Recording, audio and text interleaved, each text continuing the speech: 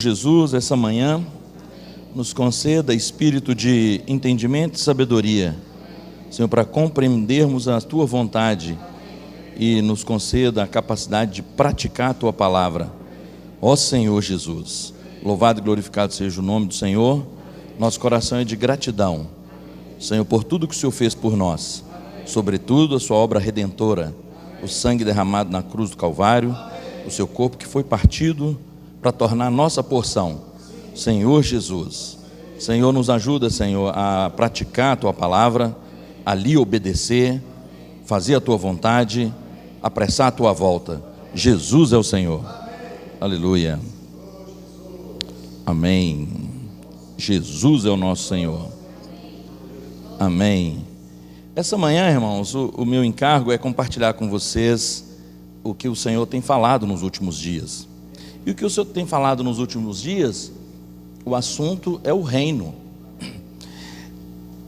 O tema central de Mateus é: e será pregado este evangelho do reino. Então o encargo é nós compartilharmos essa manhã sobre o reino. Ontem nós também compartilhamos sobre a desconexão da criação. A origem, como que a criação foi desconectada de Deus, qual foi a fonte, qual foi a origem. Nós vimos ali naquelas figuras de Ezequiel 28 e Isaías 14, algumas figuras como o rei de Tiro, uma nação, um rei tão orgulhoso, mas aquilo ali era uma figura muito clara do grande inimigo de Deus, o Satanás. E através do seu orgulho, através da sua formosura, sua sabedoria, ele entrou essas coisas no coração dele, ele se elevou e quis ser igual a Deus, e quiçá acima de Deus. Seria o próximo passo dele. O reino, o que é o reino? O reino é uma esfera onde uma vida reina.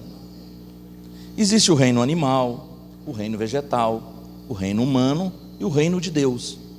O reino é uma esfera, é um ambiente onde uma vida domina. Então, no reino animal, quem domina são os animais. No reino vegetal, as plantas, né? No reino dos homens, no reino humano, o homem. Mas no reino de Deus, Deus é que domina. E nós já compartilhamos uma vez com vocês que para se ter um reino, para se ter uma nação, 4 elementos são essenciais. Precisa ter um rei, precisa ter um governo, precisa ter um território e precisa ter um povo. Da parte de Deus não tem problema nenhum. Ele é o rei do reino dos céus. E nós cremos nisso, e nós aceitamos isso, nós assinamos embaixo, e nós proclamamos isso. De fato o é, mas também precisa ser com realidade no nosso viver diário. Quem é que encabeça na sua casa, no seu trabalho, nas suas decisões? É você mesmo ou o rei do reino dos céus? Então, com o rei não tem problema. E esse rei, ele é soberano. Soberano é o Senhor. O seu reino é sempre eterno. Grande é o Senhor. Então, com relação à autoridade de Jesus, não temos dúvida também. Então, nós já temos 2 elementos aí. Nós temos o rei e nós temos o governo que é soberano. O terceiro elemento é território. Nós vimos ontem que Satanás, ele é o príncipe deste mundo, porque essa autoridade foi dada para ele na eternidade passada. Quando ele se rebelou contra Deus, ele deveria ter devolvido essa autoridade, mas ele a usurpou. E o mundo inteiro jaz no maligno. A orientação do apóstolo João é: não ameis o mundo e nada que há no mundo, porque o mundo jaz no maligno. Nem a concupiscência da carne, nem a concupiscência dos olhos, nem a soberba da vida. O mundo jaz do maligno, né? E esse mundo também já foi condenado. Então, esse mundo é um território do maligno. Do reino de Deus, eu já falei de dois elementos: Cristo como rei do reino dos céus, o governo que é soberano. Mas para se ter uma nação ainda falta dois elementos. Nós precisamos de território e precisamos de povo.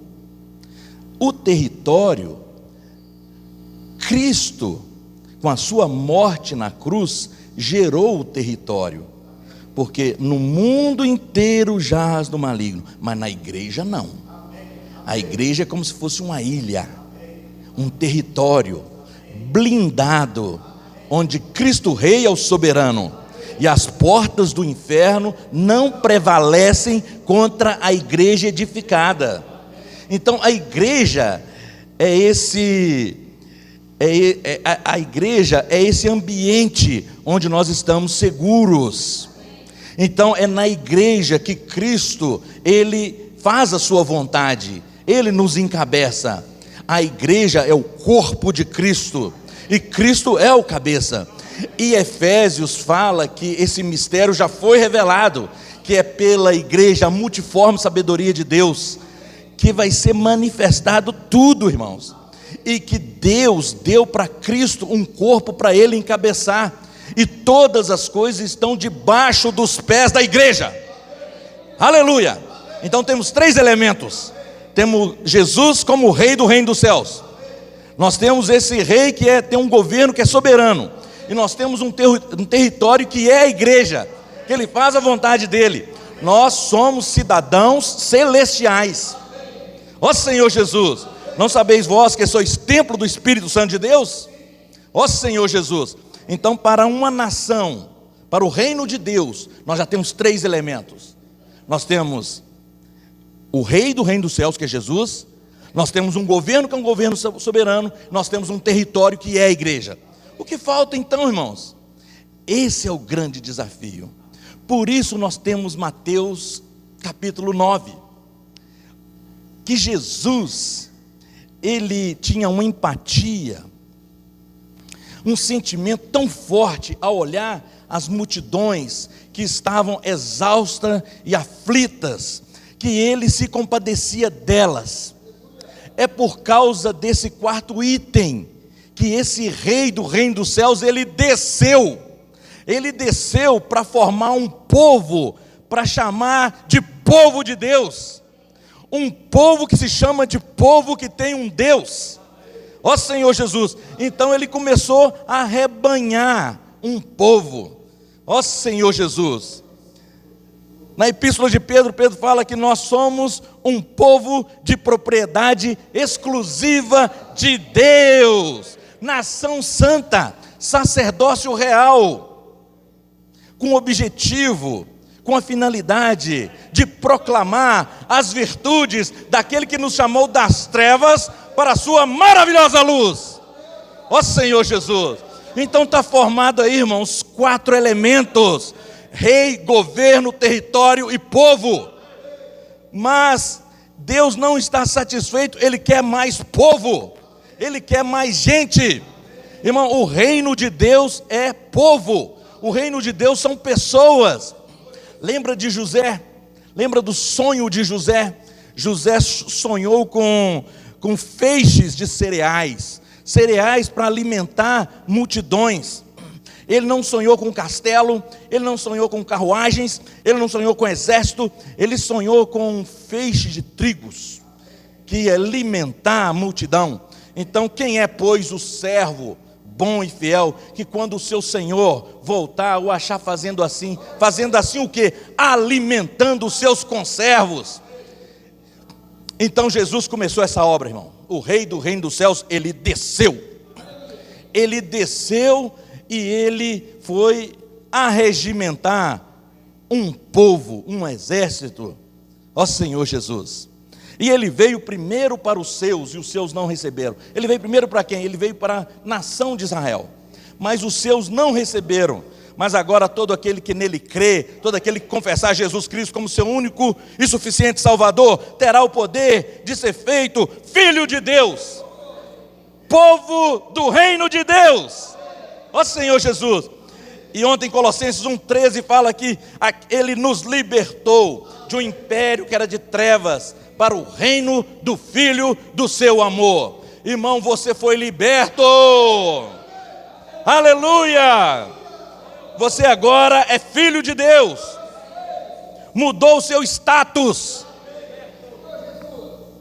O povo que jazia em trevas viu grande luz com o Rei do reino dos céus. Ó Senhor Jesus, agora você deve fazer uma pergunta: para que eu fui liberto? Essa pergunta que você vai fazer, e não responde para mim, responde para Deus. Vou dar uma cola, a epístola de Pedro. Você é povo de propriedade exclusiva de Deus, nação santa, sacerdócio real, com o fim de proclamar as virtudes daquele que te chamou das trevas para a luz. Está aí a resposta nesse versículo. Ó Senhor Jesus, você foi liberto, você foi salvo, você agora é introduzido, você é povo desta nação celestial, desse reino, mas você foi liberto para também libertar, você foi curado para também curar. Ó Senhor Jesus, qual é a necessidade? Ontem nós estávamos tendo comunhão com um irmão, e ele falou: irmão, o que o Senhor toca no meu espírito é que eu falo sobre a necessidade da igreja. E aí aquilo ficou na minha mente, e eu, essa noite, orando ao Senhor, pedi ao Senhor: mostra para mim qual a necessidade da sua igreja. Deus falou assim: pregar o evangelho. Tem as necessidades específicas, mas o objetivo geral é pregar o evangelho do reino. Porque quando você prega o evangelho, você está pregando, não é um monte de lições, não é regras, não é mandamentos, você está pregando uma pessoa viva. Então não diga que você não sabe pregar o evangelho, fale de Jesus Cristo, fale do Rei do reino dos céus. Isso é pregar o evangelho. Deixa escapar: posso orar por você? De repente você não sabe nem o que vai orar, mas começa assim: Senhor, eu não sei orar. O Espírito Santo interceda agora, para que as minhas petições cheguem até o Senhor. Seja simples, irmãos. Ó Senhor, deixa escapar: posso orar por você? Se a pessoa der abertura, você fala: tem algum pedido especial ou quer guardar no coração? Porque o coração é terra que homem não conhece, mas Deus conhece. Deus sabe o íntimo do seu coração. Porque o coração, irmão, Jeremias 17,9 fala que ele é desesperadamente corrupto. Quem o conhecerá? Deus o conhecerá. Mas Provérbios também fala que sobre todas as coisas que deve guardar, guarde o seu coração, porque dele procede as fontes da vida. Ó Senhor Jesus. Provérbios 4:23. Jeremias 17,9 fala do coração corrupto. Mas aí você fala para a pessoa: pode guardar no coração, que Deus ele vai ouvir e vai atender. Aí você ora. Irmãos, na semana retrasada, nós saímos para fazer essas perguntas para as pessoas. Aí passou um senhor e o filho dele. Passou perto do Wagner. Wagner, posso orar por você? Aí ele com uma latinha de cerveja na mão: estou com pressa, não quero não posso. Só que, Senhor Jesus, nós não estávamos sozinhos, tínhamos mais irmãos. Aí um irmão estava na esquina, do outro lado. Aí esse irmão pediu educadamente a mesma coisa para o Senhor: posso orar por você? O Sozé com a latinha de cerveja na mão, também não aceitou. Mas o filho, irmãos, de 7 anos: eu quero.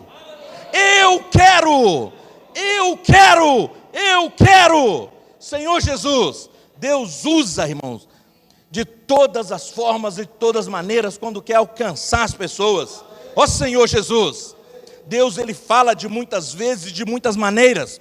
Então aquela criança gritou, e o pai teve que parar. E o Sozé da cerveja voltou. E ali perguntaram para aquela criança: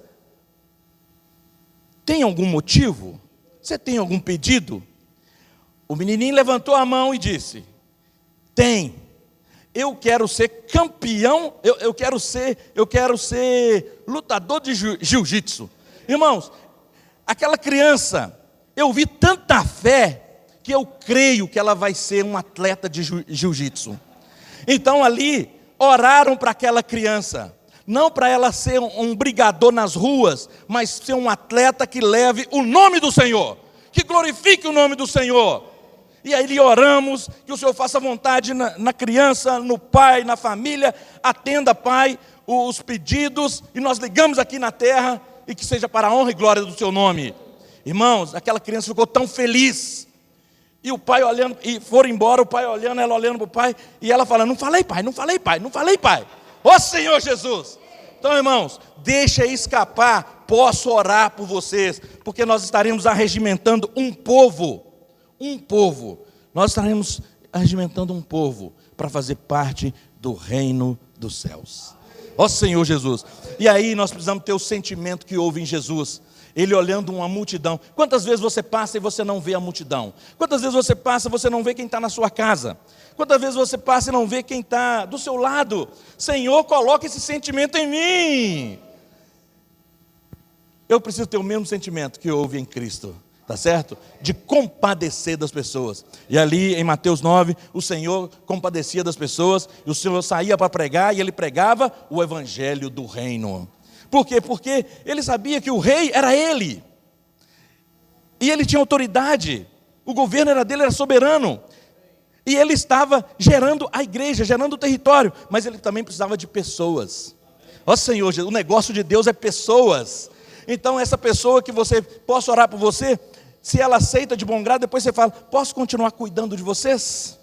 Existe um centro de acolhimento, umas irmãs que estão catalogando os números, para depois cuidar dessas pessoas. Ó Senhor Jesus! Ó Senhor Jesus! Precisamos ir para as ruas, irmãos, porque o nosso rei do reino dos céus, quando ele saiu para pregar o evangelho, ali no capítulo 10 de Mateus, ele chamou os 12 discípulos, e depois enviou os 12 discípulos, e deu autoridade para eles, e depois ele foi dormir? Não, irmãos, ele continuou a pregar, ali em Cafarnaum, Betsaída, ó Senhor Jesus, em todas aquelas cidades ali, ele pregando o Senhor, e ele continuando o trabalho dele, e deu autoridade para os discípulos ali, primeira vez que eles foram chamados de apóstolos, porque antes eram seguidores, aí se tornaram enviados. Ó Senhor Jesus, lembra lá de Romanos? Quão formosos são os pés daqueles que anunciam boas novas. Ó Senhor Jesus, como ouvirão se não há quem pregue? Como pregarão se não forem enviados? Ó Senhor Jesus. Então, irmãos, a fé, ela vem pelo ouvir, e ouvir a pregação do evangelho. Como essas pessoas que farão parte do reino, como elas terão fé e como crerão? Se você e eu formos até elas. Ó Senhor Jesus, que o Senhor possa nos encabeçar para nós pregarmos o evangelho do reino. Então, irmãos, é o mesmo sentimento, né, que houve em Jesus. Tem alguns exemplos na Bíblia. Por exemplo, Paulo falou que ele tudo faço por causa do evangelho. Se eu prego o evangelho, ele falou que pesava sobre ele uma responsabilidade, uma necessidade.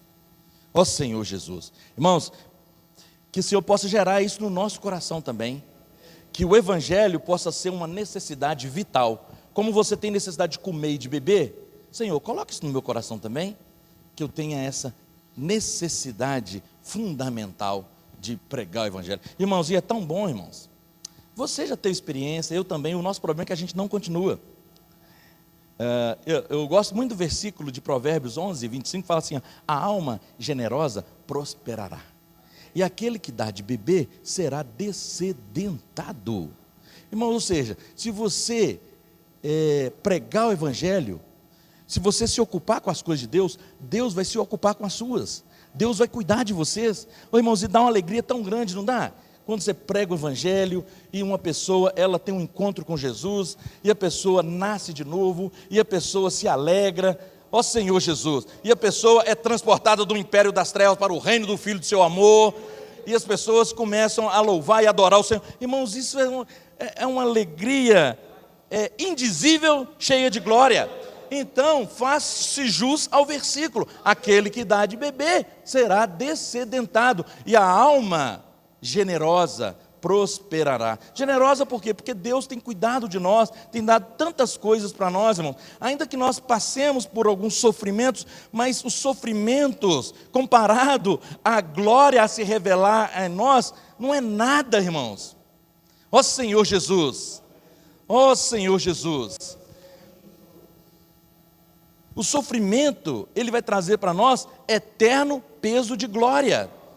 Ó Senhor Jesus, tem sofrimento, tem dificuldade? Tem, mas Jesus está no barco. Tem tempestade? Tem.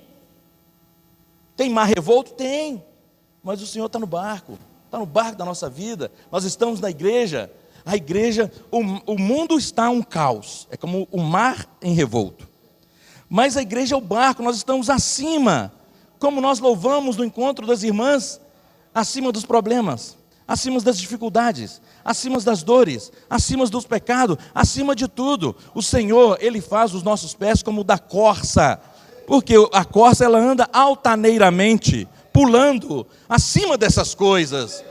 Ó Senhor, nossa alegria está no Deus da nossa salvação. Ó Senhor, é a experiência de Abacuque, é ou não é? Teve problema? Teve problema na lavoura, teve problema na casa dele, teve problema diversos, mas ele foi à lona, ele quebrou totalmente, mas ele falou assim: minha alegria não está nas coisas que Deus me dá, minha alegria está no Deus da minha salvação. Irmãos, vamos declarar isso agora essa manhã: minha alegria não está nas coisas que Deus me dá, minha alegria está no Deus da minha salvação. Aleluia, Senhor Jesus. Então, irmãos, aí nós chegamos ali em Mateus 10, onde Jesus envia. Por quê?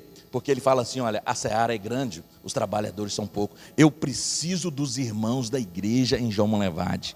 Eu preciso dos irmãos do Prata. Eu preciso dos irmãos da micro-região.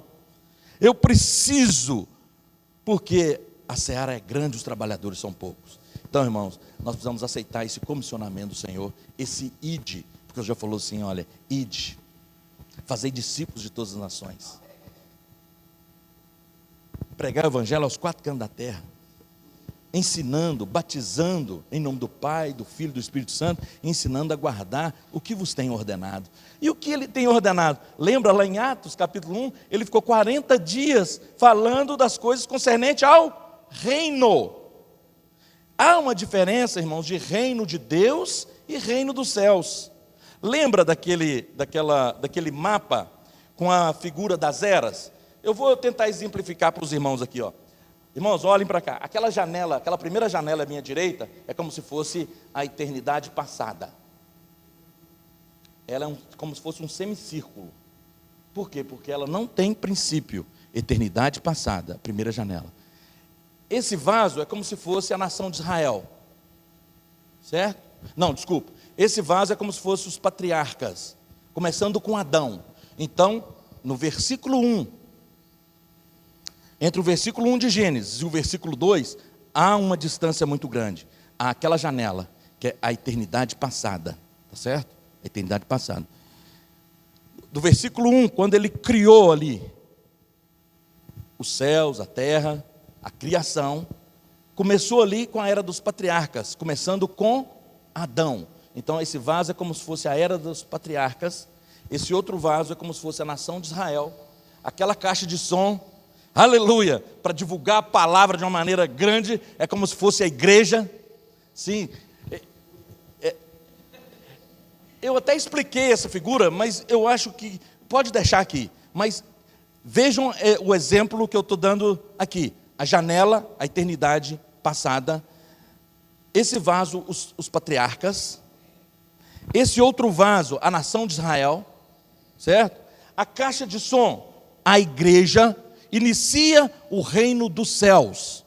A igreja é a realidade do reino dos céus.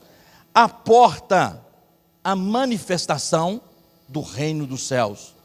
O reino milenar. Da porta àquela rampa, ali são 1000 anos.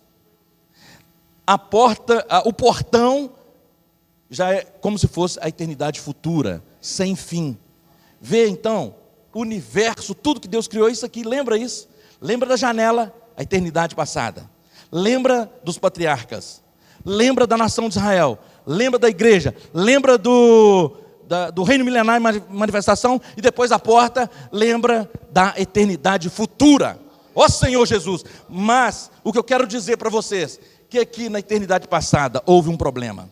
Por que hoje nós temos tantos problemas? Por que hoje você não consagra tanto, eu não consagro, as pessoas não aceitam o Senhor? Porque tem tantos problemas. Irmãos, natureza pecaminosa. Por que tem tantos problemas da gente não obedecer a palavra do Senhor?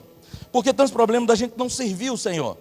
Por que tantos problemas da gente não praticar a palavra, não ter a realidade do reino em nossa casa, não ter um encabeçamento? O problema está dentro de cada um de nós. Infelizmente, foi injetado um antídoto, foi injetado um veneno, não antídoto, um veneno em nós. Aonde? A origem dele, naquela janela, na eternidade passada.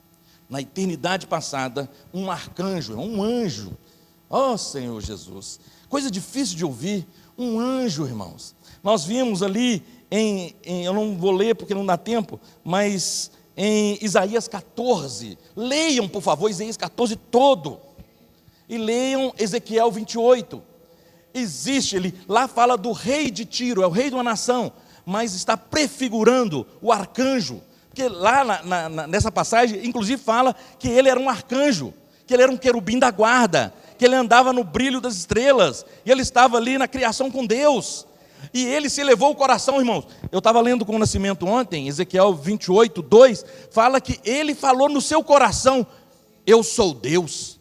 Irmãos, como que isso é forte? Eu sou Deus, eu vou sentar no lugar de Deus. Antes a gente ouvia falar, não, ele queria ser semelhante a Deus, por isso eu falei, quiçá, irmãos, ele quer ser acima de Deus. O próximo passo seria esse. Por quê? Porque ele era perfeito, irmãos. A Bíblia fala que ele, o querubim, ele era o sinete da perfeição. Ele, no reino de Deus, Deus deu para ele governar a terra. Deu para ele governar. Mas aquilo subiu tanto no coração dele, que a Bíblia fala que, por causa da sua formosura e da sua sabedoria, elevou o seu coração. Cuidado, irmãos, com a sua formosura e com a sua sabedoria. A gente, muito menos, a gente fica orgulhoso, não é? Mesmo sendo feio, a gente fica orgulhoso. Imagina se fosse bonito. Ó Senhor Jesus. Mas é uma advertência. Cuidado com a sua formosura e com a sua sabedoria. A gente não é tão sábio, sabe às vezes algumas coisinhas, às vezes tem uma lataria mais ou menos e se orgulha. Irmão, isso é por causa do veneno lá na eternidade passada. Esse arcanjo, ele se rebelou. Então, Deus o precipitou, expulsou ele. Mas ele, não satisfeito, ele já sabia do plano de Deus, que Deus precisava de um povo para o seu reino, formando o seu território aqui. Ele veio e invadiu aqui, ó, na era dos patriarcas. Coitado dessa plantinha, né? Ele saiu lá da eternidade passada e veio aqui, na era dos patriarcas, no jardim do Éden. Ele se transfigurou em forma de serpente e seduziu a Eva a Adão. Ambos desobedeceram a Deus, deram mais ouvido às mentiras. Aí eu te pergunto, qual foi a origem? A origem foi a cobiça. Tiago fala que a cobiça, ela gera o pecado, e o pecado a morte. Ou seja, a cobiça é como se fosse uma gestante, ela engravida, tem um fruto ali dentro, e o fruto é o pecado, e o pecado é a morte, porque o pecado não vem do estalo, não, irmãos, é como se fosse uma gestação. Primeiro, um negócio ruim entra no coração, aí você cobiça, aí você tem inveja, você tem vaidade, aí isso vai gerar o pecado, e pecado a morte. Então, esse arcanjo, ele teve cobiça, ele cobiçou o lugar de Deus. Não fosse suficiente, irmãos, ele era o braço direito de Deus, mas ele cobiçou o lugar de Deus. Cuidado, irmãos, que essa cobiça também está em nós. Por quê? Porque ele envenenou o fruto, Eva comeu e Adão, e aí a Bíblia fala que por um pecado só entrou o pecado, por um pecador entrou a morte no mundo, por um pecado, que foi o de Adão. Por um homem só entrou o pecado, e com o pecado a morte. Então, pelo fato de Adão e Eva ter comido, isso passou para todos os seus descendentes. Por isso que uma criança que nasce tão bonitinha, fofinha, né? Mas quando começa a falar e comer, já bate na sua mão. Ou seja, ela quer comer sozinha. Ela bate na sua mão. Isso é instinto, irmãos. E quando começa a falar, tira onda. O meu brinquedo é melhor que o seu. A minha casa é melhor que a sua. Eu tenho e não te dou. O pai, coitadinho, ensinou tanto, mas passa tanta vergonha no início.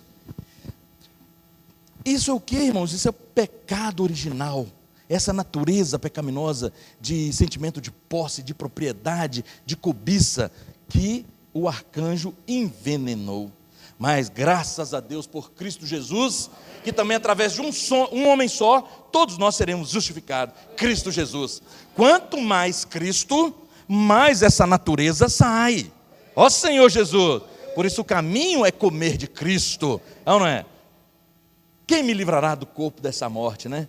Cristo Jesus, irmãos, que nos liberta. Uma vida no Espírito, invocando o nome do Senhor, lendo a Bíblia, orando, pregando o Evangelho. Então, aqui, os patriarcas não conseguiram fazer a vontade de Deus. Então, os patriarcas foram de Adão até Moisés. Isso é ou não é? Moisés começou ali com a constituição do reino de Israel, os 10 mandamentos. Aqui a nação de Israel começou, mas também não teve jeito a nação de Israel. Eles falaram que eles iam fazer tudo que Deus ia pedir, mas não conseguiram, irmãos.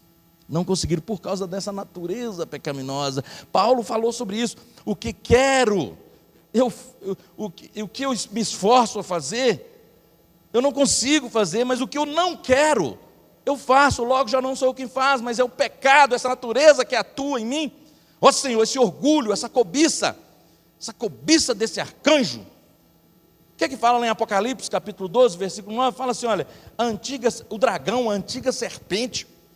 Então aí já você fica sabendo, olha para você ver. O dragão, a antiga serpente, lá dá nome, o diabo, Satanás. Lê lá o versículo para você ver. Lá fala que essa serpente, primeiro era um projeto. Esse dragão tinha um projeto, ele era uma serpente. Depois se tornou o dragão, o diabo, Satanás, o tentador, o acusador. Mas lá também em Apocalipse 12 fala, eles, pois, o venceram. Então Deus nos dá autoridade. Eles, pois, o venceram por causa da palavra de testemunho que deram, mesmo em face da morte, não amaram a própria vida, não é? E o sangue do Cordeiro. Então, irmãos, hoje nós temos o sangue do Cordeiro, nós temos a palavra de testemunho, e nós temos ainda o Espírito Santo, que nos renova. Ó Espírito Santo, está tão disponível para nós, né, irmãos? Então, mas é uma advertência para nós com relação ao orgulho, com relação à vaidade, com relação à cobiça. Ó Senhor Jesus. Aí nós chegamos em Mateus capítulo 11, onde que o rei do reino dos céus, ele dá descanso ao sobrecarregado, ao cansado, ao aflito.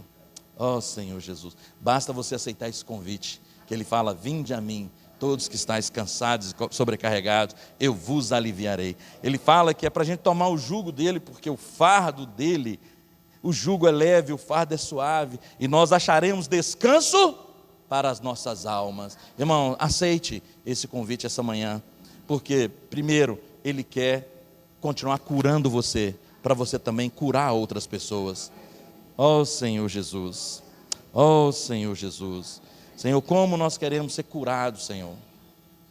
Obedecer a Tua palavra, obedecer o ID, cooperar com o Senhor, através das ferramentas que o Senhor tem dado, o Expo Livro, a comportagem dinâmica, a comportagem por oportunidade, o posso orar por você, o posso cuidar de você, a rede das conectadas e preciosas, Avança Jovem, tantas ferramentas.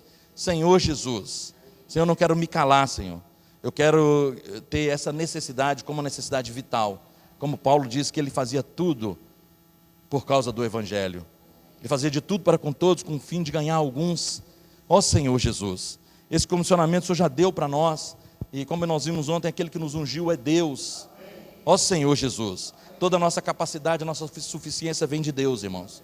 Porque Deus, Ele habita no alto céus. Vamos ler esse versículo, Isaías 66. Olha como que Deus, Ele dá uma atenção especial aos humildes, irmãos. Oh Senhor Jesus, Deus é maravilhoso, né, irmãos? Isaías 66, 1 e 2.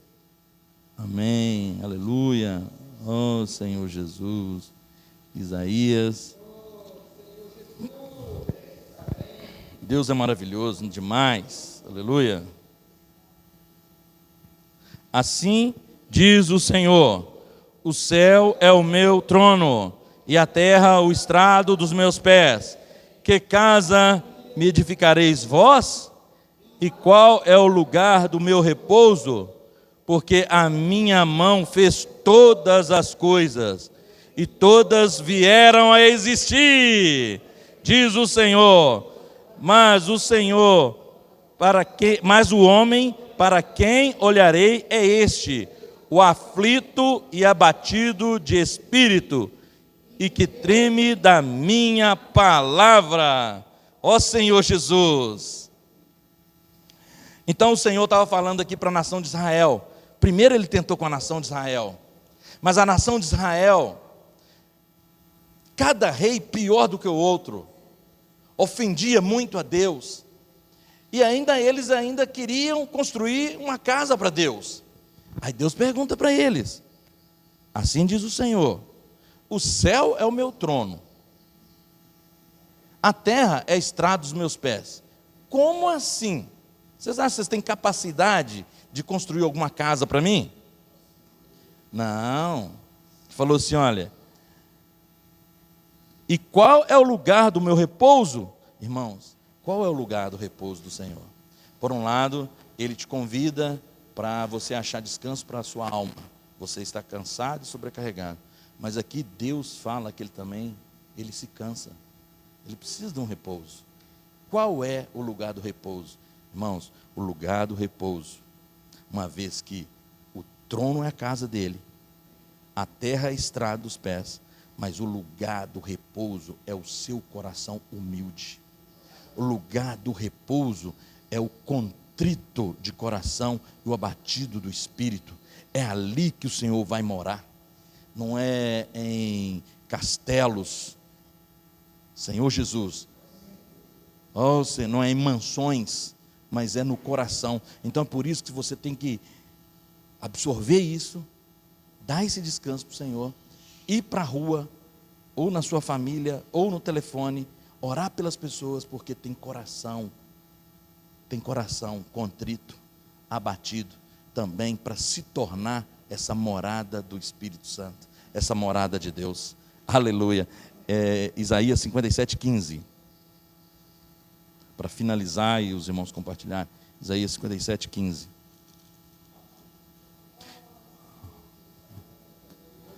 Senhor Jesus, 57, 15. Porque assim diz o Senhor, porque assim diz o alto, o sublime, que habita a eternidade, o qual tem o nome de santo. Habito no alto santo lugar, mas habito também com contrito e abatido de espírito, para vivificar o espírito dos abatidos e vivificar o coração dos contritos. Aleluia, Jesus é o Senhor. Tivemos 2 exemplos aqui, positivos e negativos. O arcanjo, exemplo negativo, aquilo que você não deve ser. E Jesus Cristo, o exemplo positivo, aquele que se compadecia das pessoas, aquele que, sendo igual a Deus, não julgou com usurpação ser igual a Deus. Antes a si mesmo se esvaziou e morreu a morte de cruz. Mas Deus o exaltou sobremaneira. Então esse é o caminho da vitória. Quando você se esvazia, se humilha, Ele também vai nos exaltar. Deus o exaltou de toda maneira que hoje todo joelho se dobra e toda língua confessa que Jesus Cristo é Senhor. Esse é o Rei do reino dos céus, é o nosso Rei humilde. Nós devemos aprender dele. Jesus é o nosso Senhor. Aleluia. Podemos compartilhar, irmãos.